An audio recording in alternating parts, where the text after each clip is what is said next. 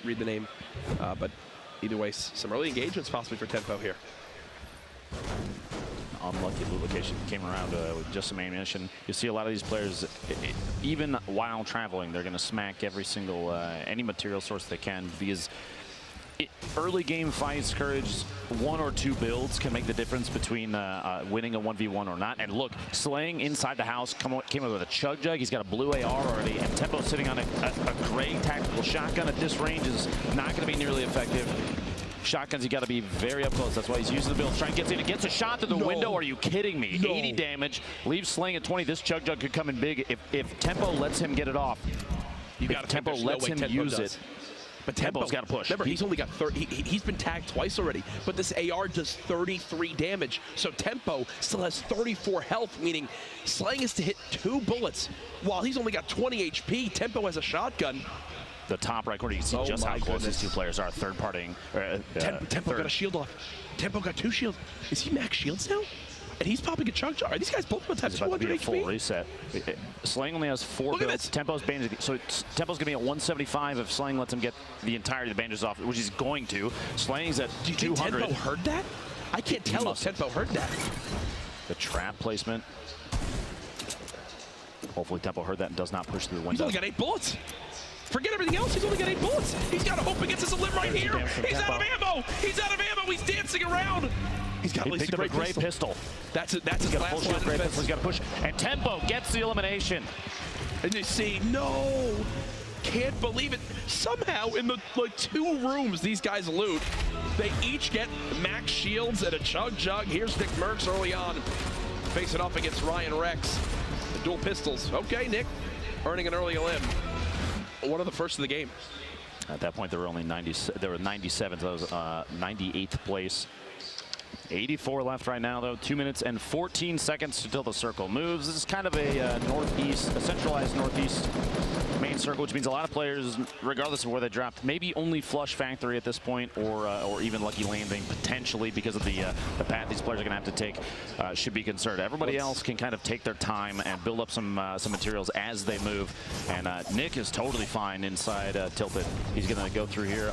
Players will always smack out all the furniture inside. It's not worth a lot of resources, Jack, but every little you bit knock them down pretty quick, and there's a lot of them. Early game when you can only build 10 walls, getting enough mats to maybe build 2 more, that's 20%.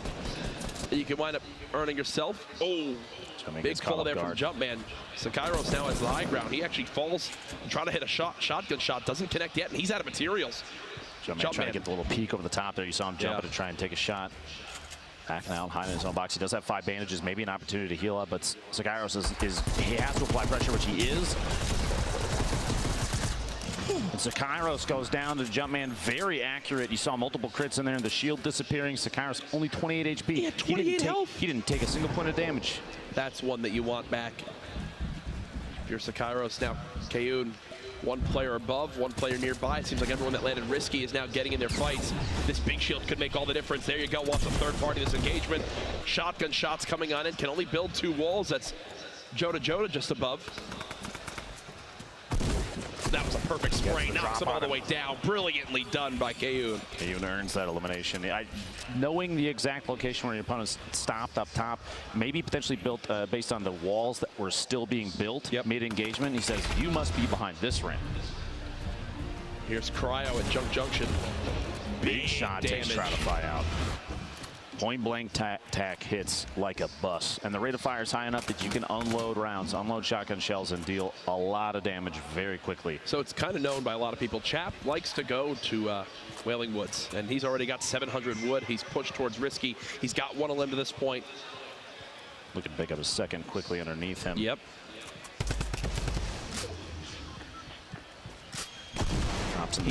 He hears the double barrel. Now that it's been shot once, I think this is Chap's green light to go for this. Trying to stop him from getting the reload off. Chap continuing to spray on down. Drum gun in hand, so darn good for shredding these walls. But he doesn't have a ton of ammo. Does take a pretty healthy hit right there. Ooh. Kayun picking up his 2nd elimination. Ooh, you heard the reaction from everybody here. The double barrel, when you are that close and it does that pure like 160 damage, Yeah, that's why it's now the new meta of shotguns to use in competitive Fortnite. You saw right there that golden double barrel, even at kind of moderate range for a shotgun like that, the spread is very high and the damage drop off happens quickly. Yep. Over 100 damage while jumping over the top of his opponent. A quick two-shot. And this is Tfue out in the little Wild West, the set of Pueblos out here. He's looking, trying to hunt down a player underneath him. Compact SMG, a shotgun, an AR, and a hunting rifle. Stalking his opponent. Now he has tons of materials at this point. We've seen players start to favor this drop out here because the larger rocks, Courage, come away with, wow, what a shot. Yep. Tfue picks up his second elim. Those large rocks, like I was saying, they have 50 plus brick in them, and they only take a few melee hits.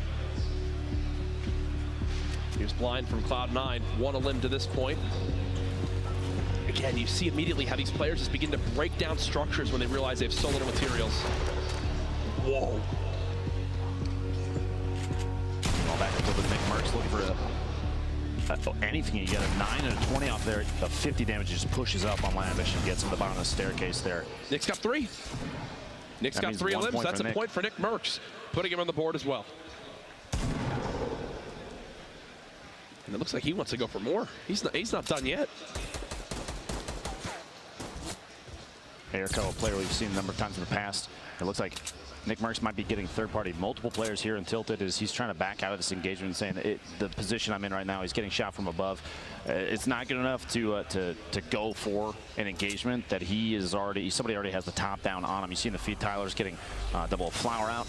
Here to Dirk going down to a 189-meter rifle shot, but Nick found a chug jug. Nick's like, sure, I'll take that. That sounds good to me, my friend. And Nick is one of the best players at navigating Tilted, right? Knowing the ins and outs, the little escape routes you can have right there, just sneaks away in towards this new building.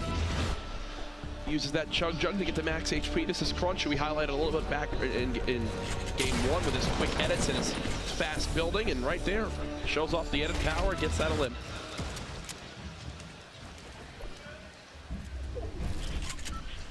Kevin Crunch, both west side of Loot Lake, but they're not alone here. Tempo a little ways away between Tilted and their current location at these factories on the west side of Tilted. We might see a third party from him if he hears the engagement. They are in they're close to the edge of the zone though. Courage, they have 1 minute and 44 seconds before they have to move, but just so people are aware, there are still 2 players outside of the zone coming from Pleasant Park and Shifty Shafts, so we might see some drops to the Storm and the feed here. But Kevin Crunch looking for each other.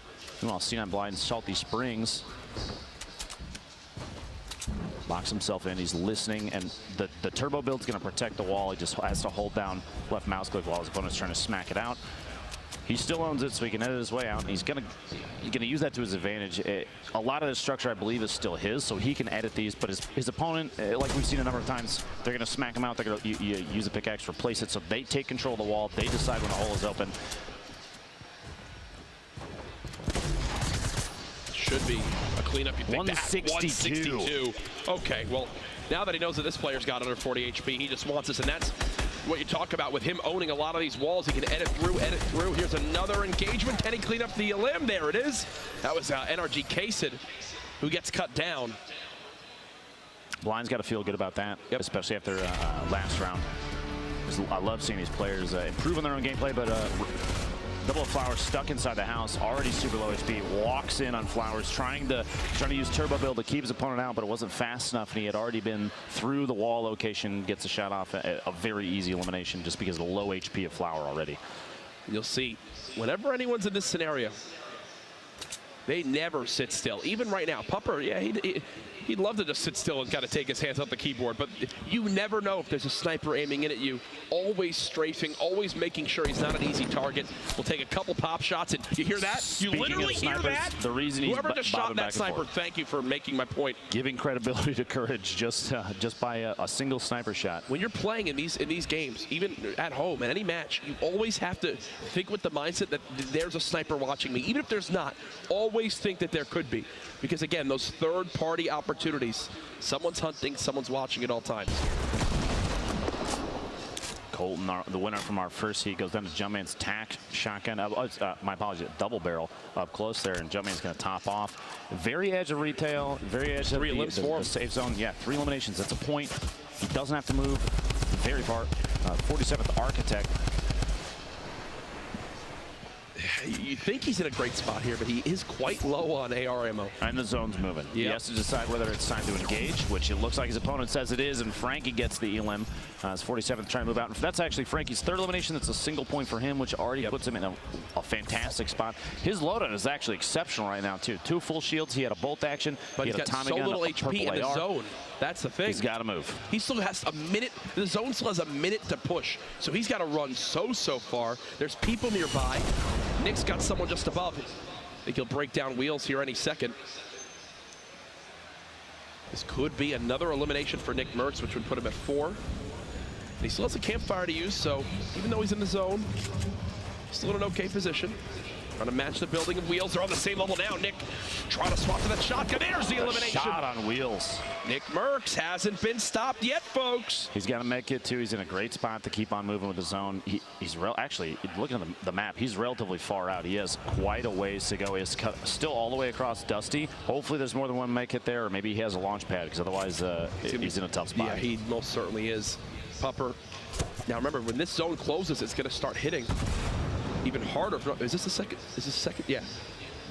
This player's now trying to medkit to stay alive here. Pupper getting chunked on down. He's got to stop and use this medkit. It's hitting for 2. Cut off. This means it's a 1v1 fight, and he doesn't have any eliminations left. So no matter the outcome, no points Both for Pupper there. Drop. Melo goes down as well. You see all their loot sliding down the ramp.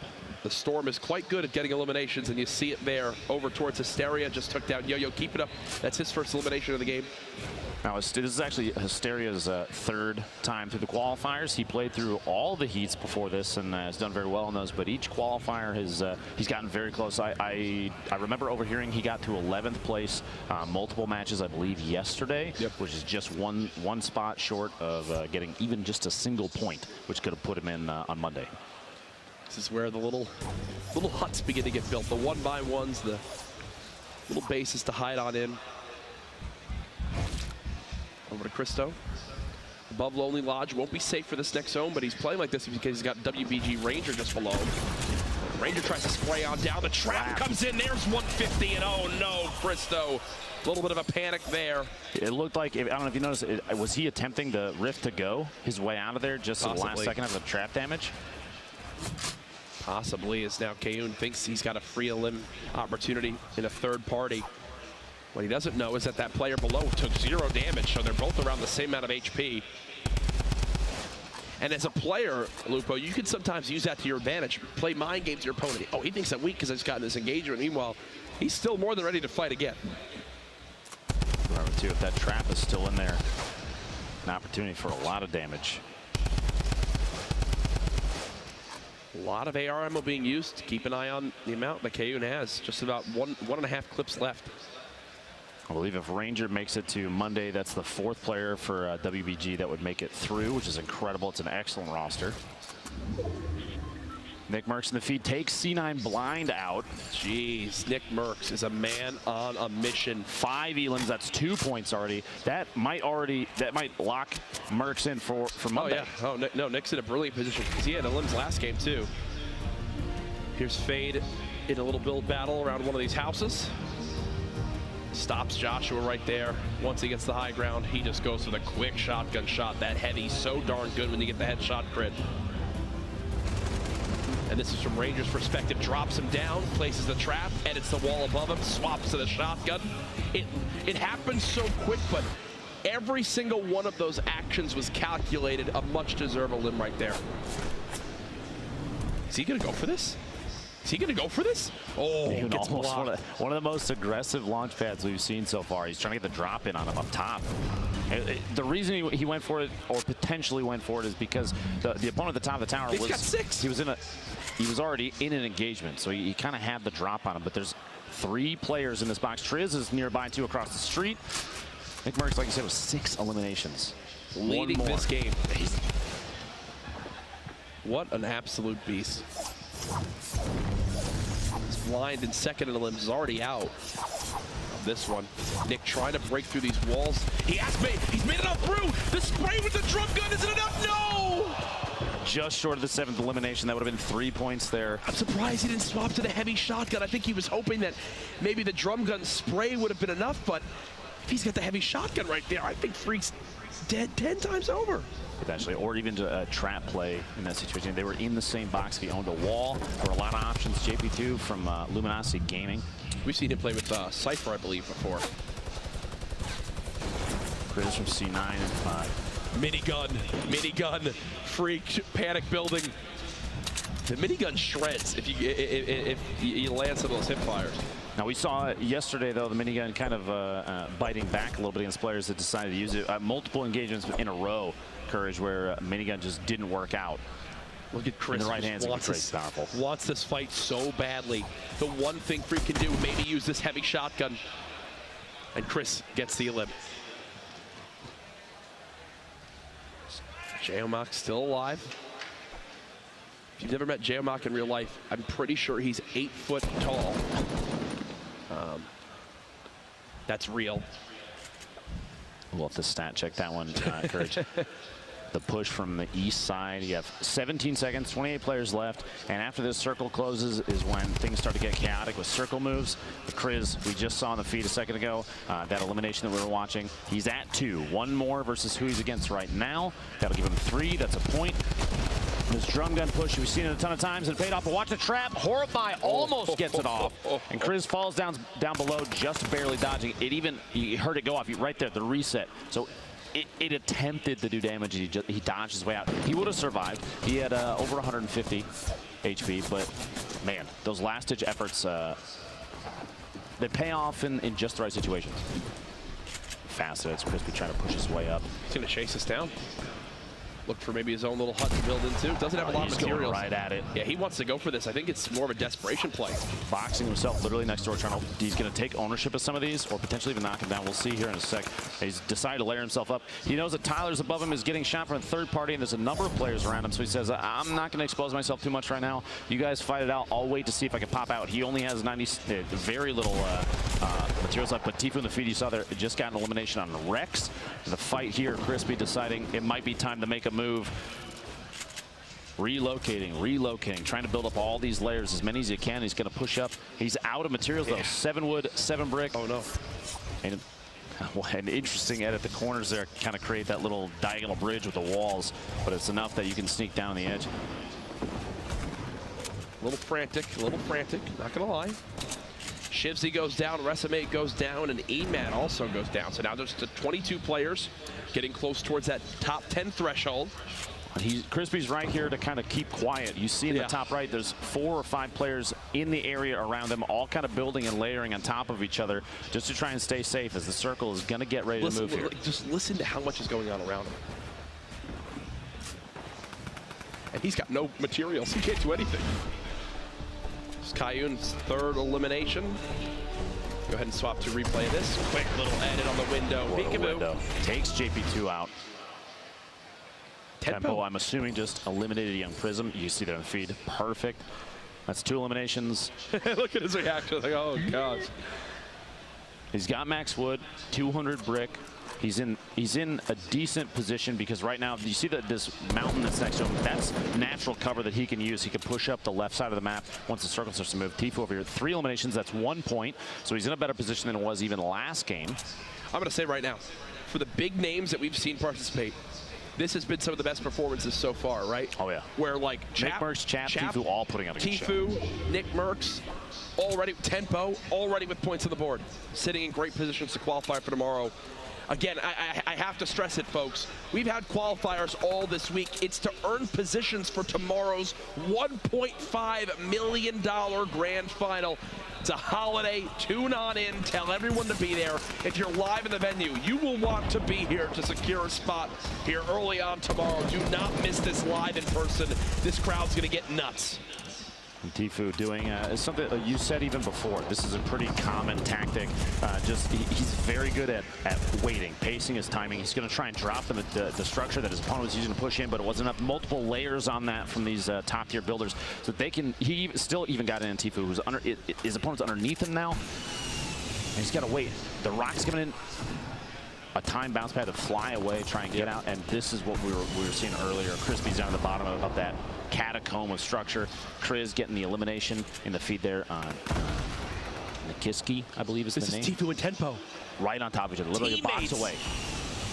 Not this, though. Not here when it's all solos. Tfue using the bounce pad, trying to soar forward. Thankfully for him, none of those drum gun bullets connect. He's made it to the closest spot to this next zone. Sign of a great player, making sure positioning for the next move. Now getting sprayed again. I just realized, Lupo, look at his materials. I mean, this is bad. 10 builds left. I believe that's why you saw he built up that layer in front of him, but didn't cap the top off. Plus, he started to get shot from above. He kind of waited. He knew he had to time the builds correctly, because if he had spent all his material earlier, that means his opponent shooting from above could have potentially busted through and taken shots on him, maybe even eliminated him. You see there, he actually flew early. He made it into the zone, Tfue, but this is where things get crazy. Courage. Everybody's moving at the same time. 4 eliminations for Kriz here. 1 more gets him a second point, plus there's 16 left. 6 more players go down. That's another point for anybody left remaining. Kriz has all these shields, gonna get back up to 100 shields. Still 16 players left. Expect a few to begin to drop here. Fade takes down Jayamak. You see Cryo lost to the storm. Another engagement going down as Crispy's trying to sneak on in. 14 players left. Crispy still has no builds. Tfue eliminates Base Soldier, which will maybe give him materials to hold on to. As Triz, yes, he gets 500 wood. That's a game-changing elim for Tfue. Remember, folks, in game 1, Tfue died to Chap when he was 1 elim and 1 position away from earning 2 points. Here, he's earned 1 point this game and another elim, plus 2 more elims in the total game. Top 10 would get him another.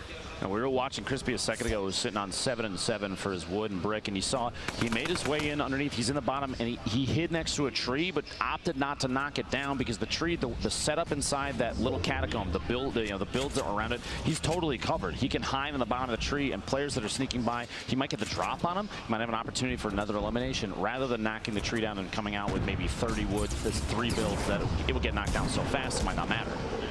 Tenpo in a fight with Bumboy. There's another elim for him. Tfue just trying to position himself. Already in that next zone. Made it to 11th. This is where he died last time. Not the case here. Tenpo gets another. Everybody that's left alive right now does get +1 point. They're all top 10. Kriz coming away with a double in the shotgun eliminations of the feed. Crispy then follows up and takes Kriz out with an SMG. And Tfue trying to establish himself up top, somewhere safe. He's 6 remaining, 4 eliminations. He needs 1 more for another point. He wants those, Matt. He wants that loot so bad. He better. He's got 15 builds left total. And he's going to start to use them to try and get up top, opting out of going after those. But the Rockets coming in saying, nope, you got to go back down. Now's the time to try and make a positional decision. He's got to go down. That's exactly what he's going to do. He doesn't want to take too much fall damage. He's going to push in the zone. He's in the bottom fighting now. Tfue gets another one. That's 5 elims. Makes it to top 3. 2 left. And all the loot's falling to Tfue. He's trying to drop on down. Can he drop his opponent in time? Tfue spraying out the build. Here he comes. Are you kidding me? Tfue with the win and the pop-off celebration. Dramatics in the final moments there. Tfue, a heartbreaking game 1 gave him the fuel to turn up.